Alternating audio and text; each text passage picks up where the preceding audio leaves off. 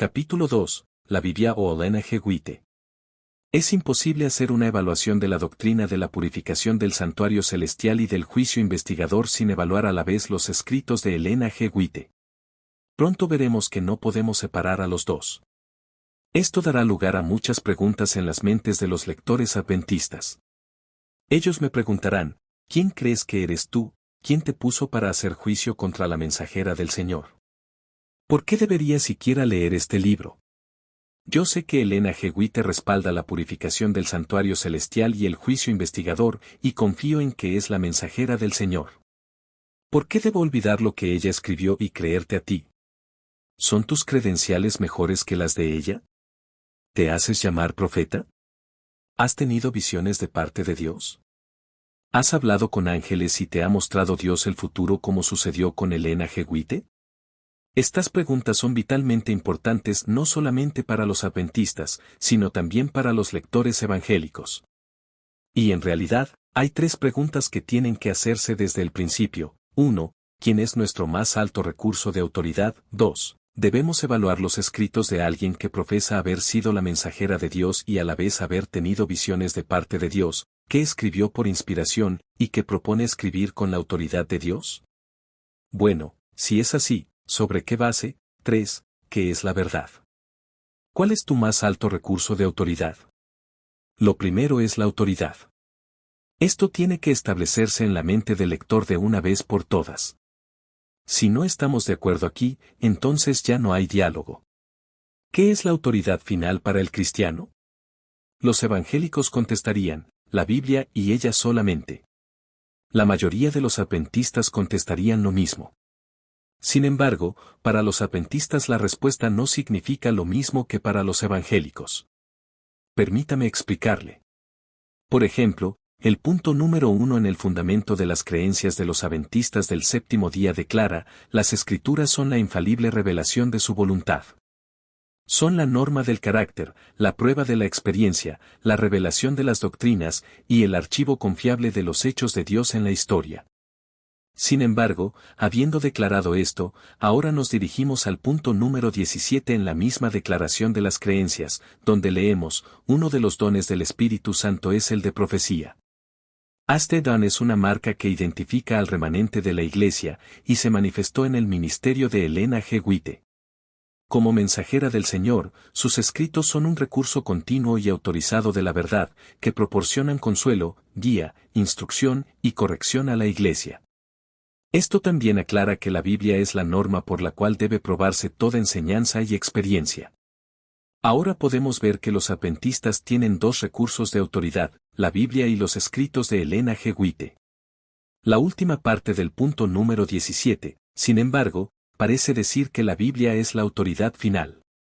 Ellen G. White misma ha hecho declaraciones que corroboran esto.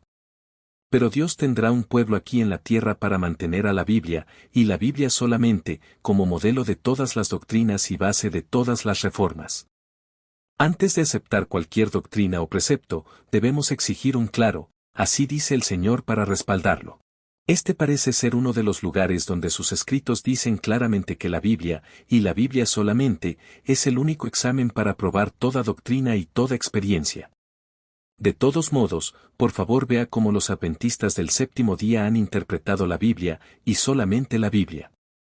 Uriah Smith dice lo siguiente, cuando decimos que solamente en la Biblia y la Biblia solamente, nos amarramos a recibir, sin equivocarnos en todo lo que enseña la Biblia.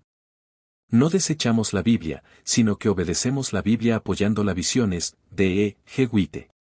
Las Escrituras son enfáticas en que son nuestra única regla de fe y práctica.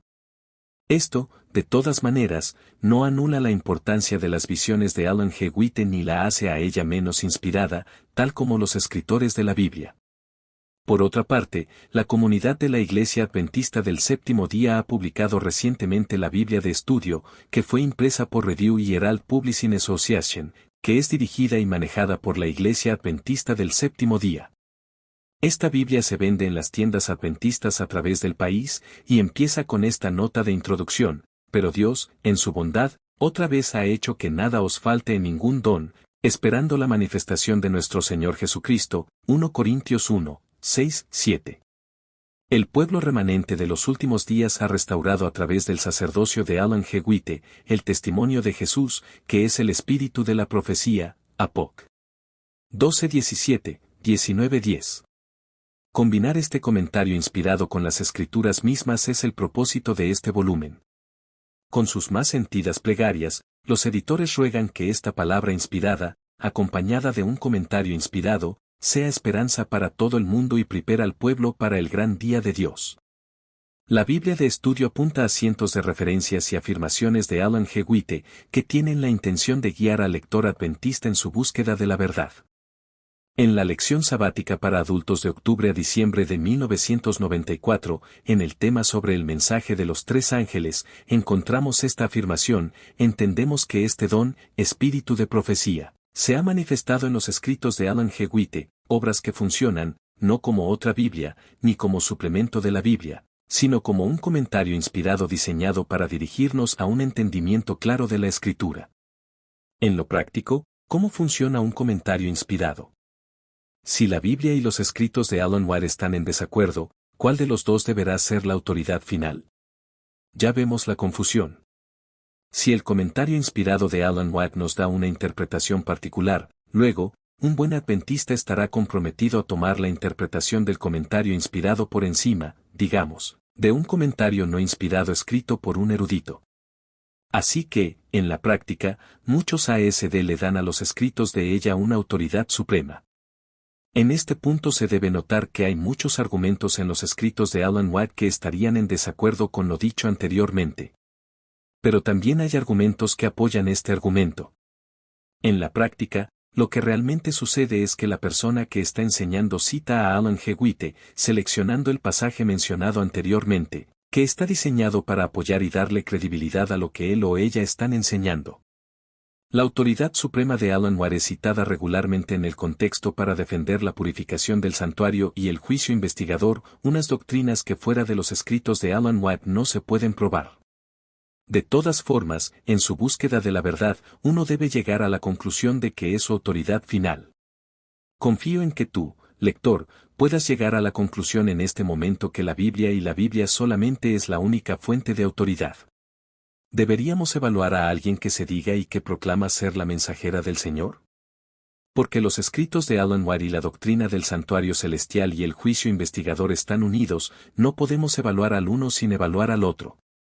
Esto levanta preguntas serias en la mente de muchos adventistas. ¿Debemos pasar o emitir juicio sobre los que dicen que tienen un mensaje profético de Dios? La pregunta es evidente. Cuando Pablo les escribió a los corintios, les dio estas instrucciones. En cuanto a los profetas, que hablen 2 o 3, y que los demás examinen con cuidado lo dicho, Corintios 14:29. En su primera carta a los tesalonicenses, Pablo de nuevo habla respecto a evaluar los casos de profetas. Él dice: no desprecien las profecías, sométanlo todo a prueba, aférrense a lo bueno, 1 Tes. 5, 20, 21. Examinarlo está en modo imperativo. No solamente dice Pablo que juzguemos a los profetas, sino que dice, ordena, que debemos examinarlo todo con cuidado y retener lo bueno. Esto implica que si, según el examen, se encuentra alguna profecía rara, debe ser rechazada. Juan escribió: queridos hermanos, no crean a cualquiera que pretenda estar inspirado por el Espíritu, sino sométanlo a prueba para ver si es de Dios, porque han salido por el mundo muchos falsos profetas. En esto pueden discernir quién tiene el Espíritu de Dios. Todo profeta que reconoce que Jesucristo ha venido en cuerpo humano, es de Dios. Todo profeta que no reconoce a Jesús, no es de Dios, sino del Anticristo. Ustedes han oído que éste viene, en efecto, ya está en el mundo, 1 Juan 4, 1, 3. La Escritura está repleta de instrucciones para evaluar a gente que se dice que han recibido sueños, señales, maravillas, profecías de Dios. Así que concluimos que no solamente es permitido que con mucho cuidado examinemos el mensaje de alguien que dice que habla con la autoridad de Dios, sino que se nos manda que lo hagamos. Al hacer esto, nosotros no estamos haciendo ninguna afirmación de igualdad o superioridad del profeta o el mensajero del Señor. En vez de eso, solamente estamos haciendo nuestro trabajo como cristianos inteligentes, comparando esos escritos con la suprema autoridad, la Biblia.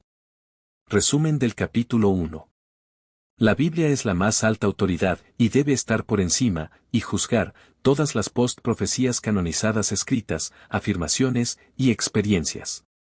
2. El Nuevo Testamento ordena a todos los cristianos que evalúen cuidadosamente los mensajes proféticos y a todos aquellos que se llaman profetas y que dicen que hablan por Dios.